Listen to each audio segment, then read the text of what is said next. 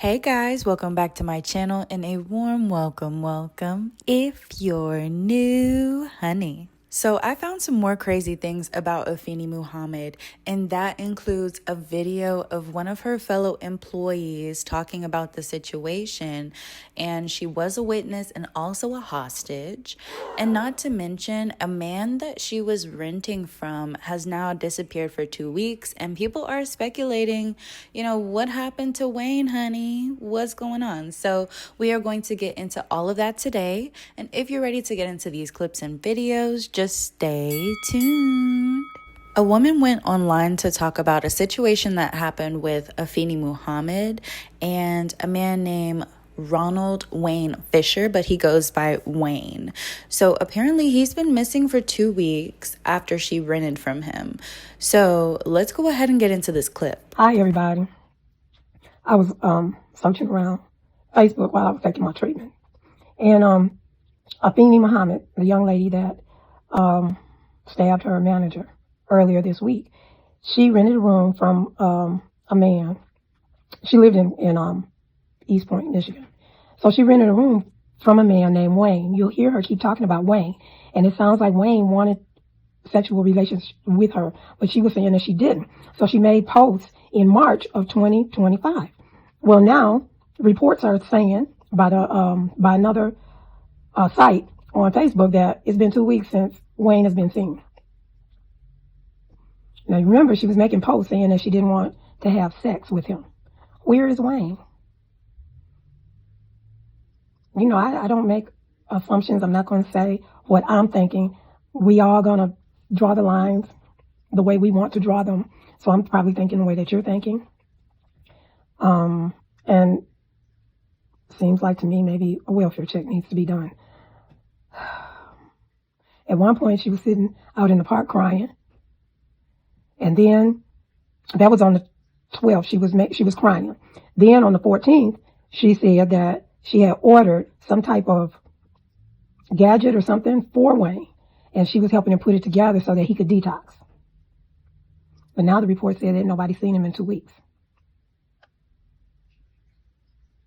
I think, what was going on in your little head, girl?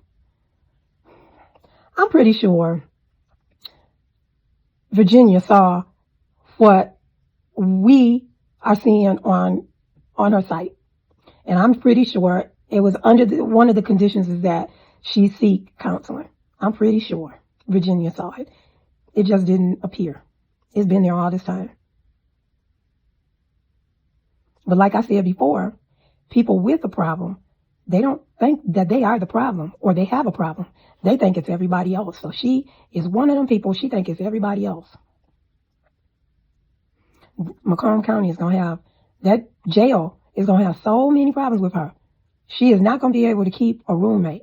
They are going to be moving her from cell to cell. Her roommates are not going to be able to get along with her. If you're having problems outside, if you're confined and you can't get out, you're going to have problems on the inside. Poor Sheriff Wickersham. And to this day, nobody still knows where Wayne is. We have no idea. Hopefully he turns up soon, but honestly, it does not seem like that's going to be the case. And I am not going to assume that she had a part to play in it, but I do have some text messages between them, and I want to poke a few holes in those screenshots as well. So let's get into that. Wayne says, "How can I be positive when everything negative coming at me from all directions?" And Afeni says, "Hey, you're going to have to wait a minute. Trying to get money to send you." Wayne says, "I'm not even near a motel." Afeni says, "Don't keep making it seem like I'm the reason your job fired you because I'm the one helping you. Stop trying to make me feel like I'm supposed to be the blame for that because that's out of my hands. I'm unsure what took place while you worked there. I haven't even ate today yet. So while I'm trying to figure this shit out, stop hitting my phone." He says, "Not blaming you for my job loss. Only person to blame is me." Afeni says, "But you don't even know what you did. At least that's what you told me." And Wayne says, "Found out today when I bumped into someone, I accidentally touched them with my hand. The person The person was uncomfortable when that happened, and she was a minor, which made it worse. Been crying all day and also searching for another job. She says, touched her where? He says, her waist. Afeni says, you gotta really be mindful of things like that when you're working around people in small areas. I was uncomfortable when you touched my behind one time at the house, and I felt obligated and forced to show you my bare body because you kept giving me money and looking at me in a dirty way. I never felt comfortable about any of that. It was causing me depression and I felt trapped, especially when you kept telling me that you wanted to have sex with me. I felt like I was trapped and I knew eventually I wouldn't be trapped anymore. Afeni, what do you mean by that? She continues on to say, to this day, I still feel uncomfortable about that. Wayne says, I was really hoping you would come get me today. I bought you things because I loved you. Was never trying to trap you or obligate you. Now I'm crying even more. She says, no one should ever feel obligated giving their body to someone to have their way with them just because they will help them with money. When I kept telling you I don't want to have sex with you, you still continued to ask me. You even tried to ask me the other day, even when I already told you I don't want to have sex with you and I won't. You were stepping on my boundaries every time you kept asking me. So I do have a few speculations here with the text messages. One thing I noticed is that she was saying, like, she felt really uncomfortable in these situations, yet and still she's still in contact with this man. And I know that abuse and, like maybe sexual assault can look totally different to different people. And I totally get that. However, one thing that I wouldn't do is continue contact with someone who was sexually abusing me and I have the active choice to not message them, to not help them, pick them up, do them favors, things of that nature. I would remove and cut off all contact. That's what I would do. And that's what I highly recommend. Now, another thing I noticed is she was saying that they were pretty much having sex with the transaction of money. And throughout this conversation, it does not look like two people who are just trading sex for money. He was asking to do her favors. He was saying that he was buying her things because he loved her. And it's very clear that he has a strong emotional attachment to her. And she's not obligated to return those feelings by any means. However, I do believe that she is playing on them in a way. I strongly believe that. And I think that she's aware that this is a one-sided emotional connection. He really likes her. She doesn't really like him, but she's trying to get things out of him. However, if he pushes too much or if he goes a little too far, she purposefully makes him feel like crap because of that, even though she is taking advantage of him in the end. That is the vibe that I'm getting. But I want you guys to leave in the comments what you think, because I could be completely wrong and I'm okay with that. And if you guys feel differently, go ahead and put it down below. But we're also going to go ahead and touch on another video I saw. Apparently, she has like a maid service, or she works as a maid part-time. And it looked like she did a couple little different things, like Instacart, Maid, working at McDonald's, things like that, which I think is pretty interesting, pretty cool. She was about her money, and that's a fact. But anyway, she was going on this rant. She was talking about these people's house, but she explained things like pee on the toilet seat, which I don't feel like is like super crazy compared to like maybe hoarders and things like that. And she is a maid, so that is something she's gonna have to do. But it was just the way she was going off, and then she ends up rapping at the end. Child, you know what? Let's just go ahead and watch the clip. Like, yeah, you could book me again. You would never see me again. I ain't never come back to that fucking house. Nope. You can book me if you want to. I would not press accept, because I ain't doing it. Get somebody else to clean your fucking house. You ought to be ashamed of yourself, because your house looks fucking filthy. And I know you're telling me you gotta have surgery soon or whatever, but it still ain't no fucking excuse why you can't piss off the fucking toilet. Like that shit pissed me off. It's a disappointment to know that these fucking adults don't know how to clean their fucking houses. But these be the main people that be trying to think they running something and thinking they bossing people around, acting like they the boss of everybody. Well, what's going on with y'all houses though? Why y'all houses look filthy like this? What's up with that? Because I'm mad now. I'm heated.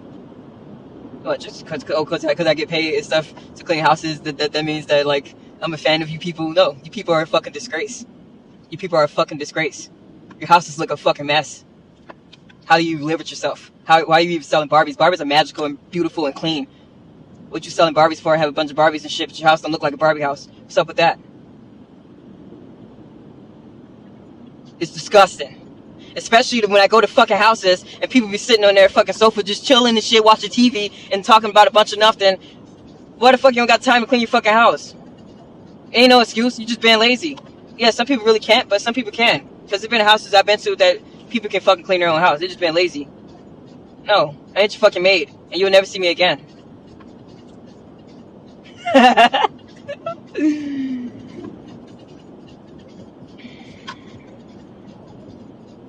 Bitch, get off my dick! Just because I open Candyland doesn't mean I ain't slick! I gave out treats, but I still have a few tricks up my sleeve. Hey, but this bitch suck my dick! Put your tongue back in your mouth before you take a lick. We closed the Candyland. Bitch swallow her gum. First person got sick. Yeah, y'all thought y'all changed me, but I'm still your prick. Thought y'all changed me, but I still piss y'all off more than might come from my dick. I'm still ghetto slum. No, I'm still ghetto slum like a mellow bum. I'm wavy like jello, hun. Still shady like palm trees in the Bahamas. I'm still number one. Come to you, teacher. Y'all class clowns are done. Fuck out of my way.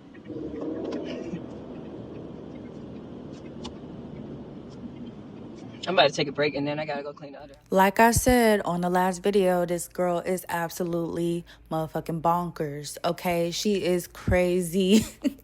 And a lot of people were speculating about like her crazy hairstyle, how it's like orange and short. And then some people were like, she loves using that Chucky filter like all the time. So what if she was kind of like visualizing herself as like Chucky or Jason, you know, because she also had that little crazy hoodie as well. But child, I just cannot believe this. Y'all want to see something else crazy though? So you remember how her manager was like, she was picking on her, you know, and we already caught her messing around in the back. But now she gonna have on her little Chucky filter and she's in the playpen at McDonald's. Yes, I said it right. Come on, let's look at it.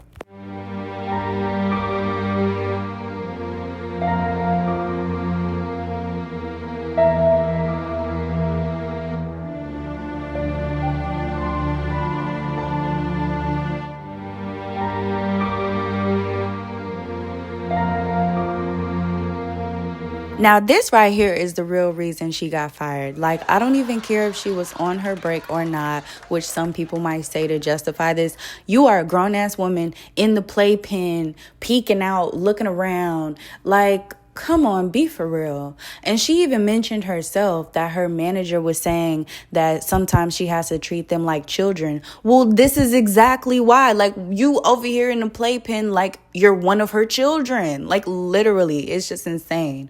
But something else I wanted y'all to see was, I think when she was in her witchcraft / telepathy era, I don't even know. But it's a very interesting video. And of course, she added one of her little songs at the end. So let's watch it.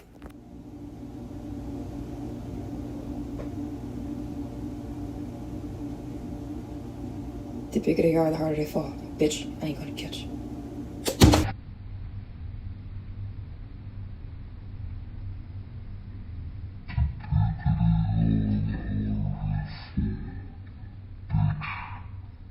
The bigger they are, the harder they fall. And bitch, I ain't gonna catch you. I feel like this was her taking another dig at her manager, talking about the bigger they are, the harder they fall. And her manager was clearly bigger than her. I mean, she could have just been saying this in a general statement, but I've noticed she's been throwing a lot of subliminals towards her manager or like insinuated things, especially with that knife situation on the last video. If y'all haven't seen that yet, I highly recommend checking it out. But I have another little short clip for us, just once again showing this girl's craziness.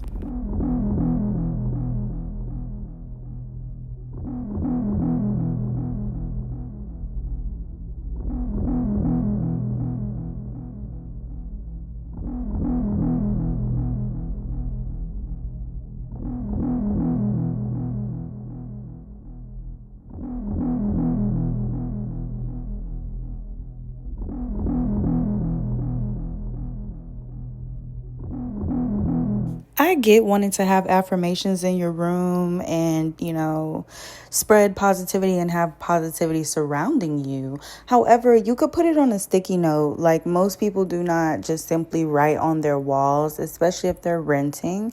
That's just a little bit inconsiderate, just a teens, not really proper etiquette. And I feel like overall it's just a little bit crazy too. It almost seemed like those irrational writings you would see on the wall of like a cave of someone who got shut in there and was like stuck for years. That's the vibe that I get. But anyway, I saved the best for last. So remember I was telling you about one of her coworkers being witness to the situation and also a hostage. Now let's go ahead and get into her video. And this is going to be probably like the final part besides Q&A. So I left off where Afeni had asked me to come in the freezer with her and help her get a box. I can't remember specifically what it was, the box that we were getting. She put me up against the boxes. She flicked out a knife on me. And she just began to say like how she felt as though like everybody at the job was taking her as a joke, how she felt like she was the only one that wasn't properly being accommodated as far as her shift, and how I thought and we all thought that we were better than everybody, and how we had her effed up, and she's screaming these things like screaming, squeaky, like, you got me like that. This is how she's talking, but it's not loud. It's like in a possessive kind of voice, kind of how she was talking. So I'm just like, I'm sorry, I'm begging and I'm pleading with her, and I'm like, I'm sorry. I've tried to do everything that I could to help you. I've always worked shifts when you asked me to. Like, if this stems from the situation with me not being able to switch that one day with you, I tried to explain to her what I had going on. She's steadily telling me like, shut up, be quiet, shut up. I don't want to hear that. Shut up, be quiet. And she starts slapping her head while she's got the knife in her hand. She's slapping her head like, just be quiet, be quiet. There's voices in my head talking to me, shut up. So I went to like grab, because clearly I'm bigger than her, I went to like try to like grab her arms to be like, calm down, Afeni. And she's like, no, you calm down. And she just like, she starts slicing me on my arm where I showed you guys like the markings. She starts slicing me on my arms. So I'm then screaming because I see me bleed. I'm like, please stop, please stop.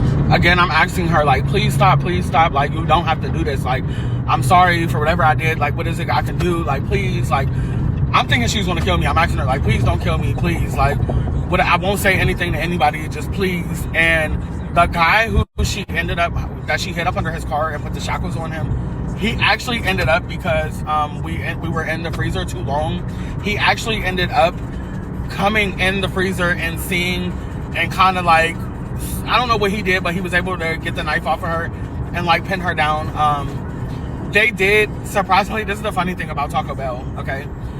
They asked if I wanted them to call the police, that I feel like I needed to like, they wanted to try to see if they could fix anything, because like I got any job, they're going to try to aid you first with the first aid kit. And disclaimer, I'm driving home, that's why I keep looking off.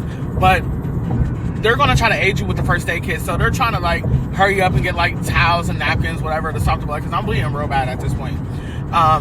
So they had the nerve, the manager that was on shift at the time, like, did I need them to call the ambulance for me? And did I want to let them know exactly what happened? They wanted me to lie and say that I got cut on the metal in the freezer, like the shelves in the freezer. If you ever worked at Taco Bell or McDonald's, anywhere with those industrial freezers, you know the metal shelves I'm talking about. And we could work this out, or did I want to press charges? No, I want to press charges. This cuckoo bird tried to take my life, if you ask me. She held me hostage in the freezer. And like after that, they still, if you ask me, were considering bringing her back to the job after this happened. They were considering bringing her back. So I did try to find the clip or video she was talking about when she said she showed like the slices on her arms, because I felt like y'all would probably want to see that, but I don't know if Facebook removed it or what. But yeah, guys, this whole situation, it just never fails to surprise me. Like, the more I find out about this girl, the more I'm just like, wow, you really were just super duper mega crazy. But if there's anything that you guys want to add, if you made it this far, make sure you leave it down below. And also make sure you like, subscribe, and hit that bell. That way you're notified every time I post. And in the meantime, y'all be careful out here because this world is cray-cray.